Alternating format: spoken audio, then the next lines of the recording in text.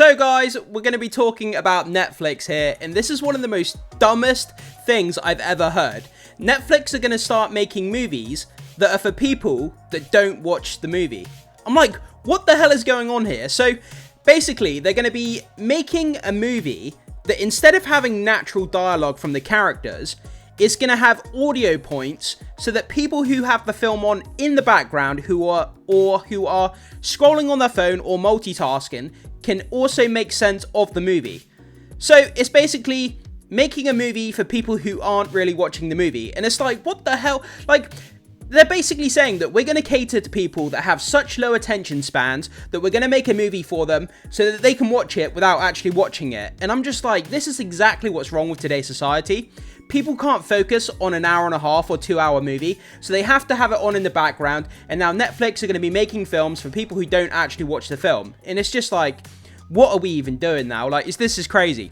So let's jump into the story. Let's break it down, because if this sounds kind of strange, that's exactly what it is. So let's get to it. This comes to us from comicbook.com. So Netflix reportedly has a bizarre requirement with movies for audiences not paying attention. What is the point of putting on a film if you're not going to pay attention or watch it? It doesn't make any sense. If you haven't got the attention span, then don't watch a film. Like, it's just, I don't get it. So screenwriters are told to write dialogue for viewers who have the program on in the background. So, Netflix's approach to filmmaking includes unexpected directive. Make sure viewers can follow the plot point while folding laundry or scrolling on their phones. According to an investigation by N+1 magazine, multiple screenwriters have collaborated with the streaming platform to reveal a surprising mandate from Netflix executives. What's the requirement, you ask?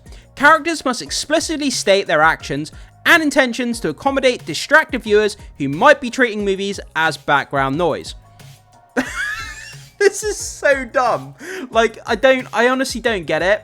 Like, if you want background noise, put on some music or put on like an episode of a TV show or something like that. But if you're actually going to watch a movie and you want to get invested in the characters, the story, the narrative, the plot points, all that kind of good stuff that we as movie fans get from a movie, you have to actually pay attention to get, you know, the nuances and the narrative and the plot points and the emotional kind of thrills from a movie. That requires paying attention. In this day and age, I know that's a lot to ask from some people.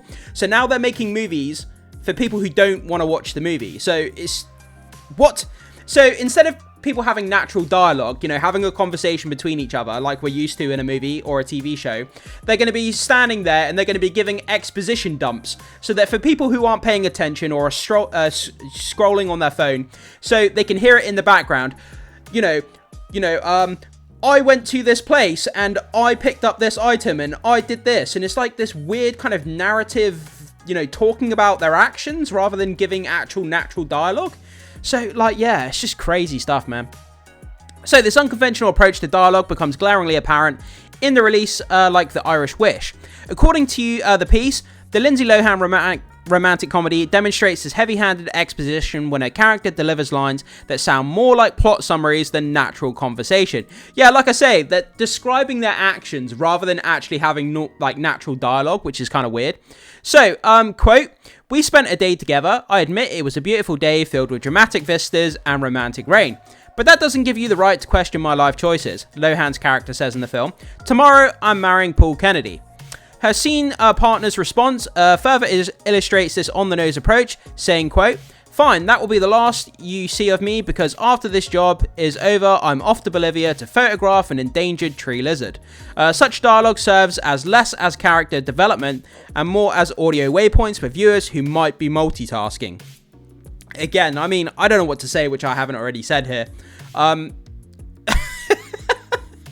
Like, if they plan on making these movies for Netflix, are they actually going to put like a little notification at the bottom of the movie saying, you know, before you watch this movie, this is a movie for people who aren't, this is a movie for people who are multitasking. So me as a movie fan, when I go onto Netflix, I can choose to not watch these kind of movies with exposition dumps for people who are not really watching the movie, because I don't want this crap in my movies. And Netflix movies are bad enough as they are without having these huge exposition audio dumps for people who are multitasking. So are they going to have a little note at the bottom of the movie so I can not watch these kind of movies?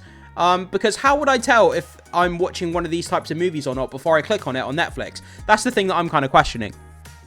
So, the strategy aligns with the industry observers, which have dubbed casual viewing one of Netflix's 36,000 micro-genres typically reserved for breezy network sitcoms, reality television, and nature documentaries.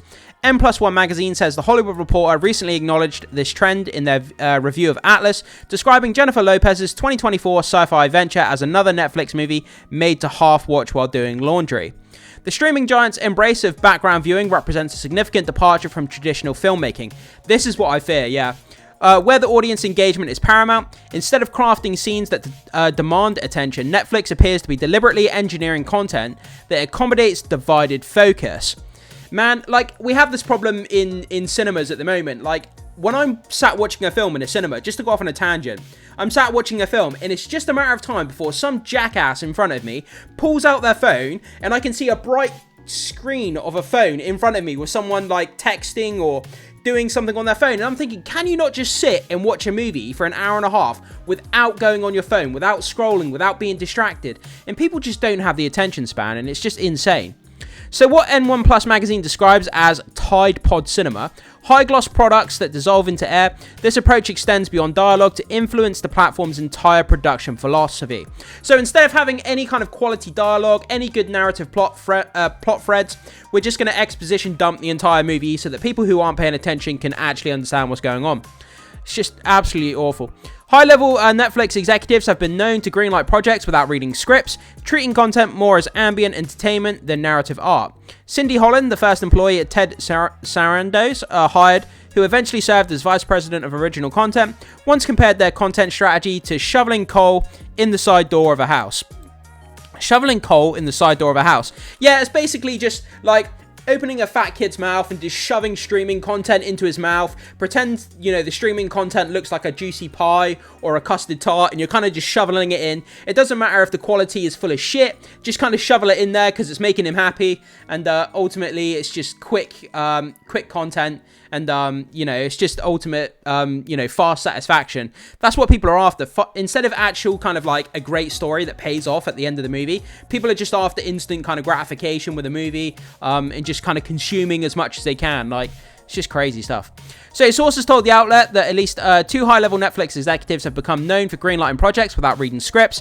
When it comes to Netflix movies, that doesn't surprise me whatsoever. 99% of everything they put out is garbage, but every now and again, there's that one movie that's really, really good. Obviously, look at the Carry On movie with Taron Egerton that they recently put out. That was a great Netflix movie, one of their best, most viewed movies of the past few years. So they can put out movies, good movies, if they want to. Suggesting a systematic devaluation of any narrative quality in favor of quantity, the platform's focus appears to be less on creating memorable cinema and more on maintaining a constant stream of digestible content that can fade into the background of viewers' daily lives. Well, we know Netflix do that. They've always done quality over quantity. That's just what Netflix is.